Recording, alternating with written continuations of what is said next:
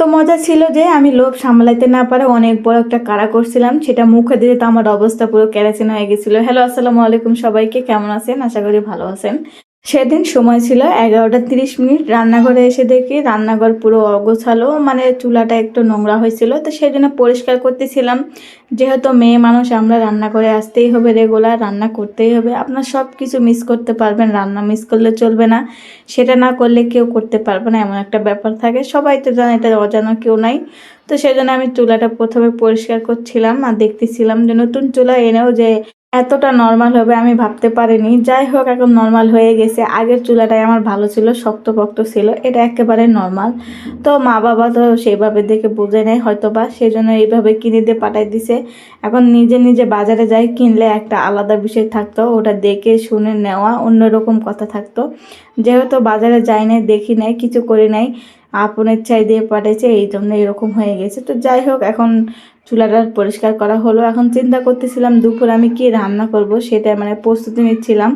তো যাই হোক, রান্না করার সময় ভাবলাম যে যেহেতু খালা শাশুড়ি টাকি মাছ পাঠাইছিল, একদিন তো ভুনা করে খাইলাম, তো আরেকদিন তো আসে, তো বড় বড়ই দেখে তো ভাবলাম যে আজকে ভর্তা বানাই।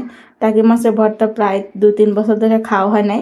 তো সেই জন্য টাকি মাছের ভর্তা করার জন্য টাকি মাছগুলো নিয়ে নিয়েছি, নিয়ে মাথাগুলি তো যেভাবে ছিললাম দেখে তো হয়তো বা অনেকে ভয় পেয়ে যেতে পারেন। তা ভয় পাওয়ার কোনো কিছু নাই, ভয় পেলে আর কি জয় হবে। তো যাই হোক, ওদিকে মাছটা আমি ধুয়ে দেয় পরিষ্কার করে নিয়েছি। তার মধ্যে এখন পেঁয়াজ রসুন মানে সব কিছু আমি জোগাড়পাতি করে নিয়েছি। নেওয়ার পর চুলার মধ্যে তুলে দিচ্ছিলাম, অল্প অল্প করে দিচ্ছিলাম আর একটু পানি দিয়ে দিলাম, দিয়ে এখন মশলাপাতি দিচ্ছিলাম। এটা যেহেতু এভাবেই করব, সেজন্য ভাজবো না। কেউ অনেকেই তো ভাজেই ভর্তা করে, আমিও করি, আমি যে করি না এমন না।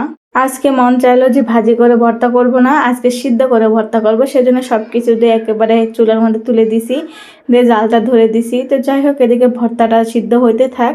তো ভর্তাটা সিদ্ধ হয়ে গেছিলো, হালকা ভেজে নিয়েছিলাম, ভেজে নিয়ে এখন মানে চুলা থেকে নামাইছি, যে পাটার মধ্যে যে পাটাতে বাটবো। তো আমার হাজবেন্ড বলেছিল হাতে করো, আমি না, রসুন আছে, পেঁয়াজ আছে, তারপরে কাঁচামরিচ আছে, হাতে করলে ভালো হবে না, সেই জন্য আমি পাটার মধ্যে ভর্তাটা শান্তিছিলাম। তো অনেক মাছে কাটা ছিল, কাটাগুলি গরমের মধ্যে আমি হাত পুড়ে যাচ্ছিলো, এরকম একটা ব্যাপার ছিল। তারপরে এখন হাত পুড়ে গেলে কি করার, এখন তো কাটাতে বাঁচতেই হবে, মেয়ে মানুষের জীবন, হাত পুড়লেই কি পা পুড়লেই কি করতেই হবে। তো যাই হোক, এদিকে ভর্তাটা করা আমার হয়ে গেছিল, আমি তুলে দিচ্ছিলাম। তারপরে মনে হলো যে ও মা, লবণ তো কম হয়েছে, আর তার মধ্যে সরিষার তো তেল দিছিলাম না, সেজন্য সরিষার তেল দিয়ে দিলাম, দিয়ে নাড়তেছিলাম। আর এত সুন্দর একটা ফ্লেভার আসতেছিল, দেখে মন যেতেছিল যে এখনই খাই। দেখে হয়তো বা বুঝতে পারতেছেন কতটা সুন্দর হয়েছে। তো যাই হোক, ভর্তাটা আমি তুলে রাখতেছিলাম, যেহেতু রাত্রে ওর বাবা এসে খাবে।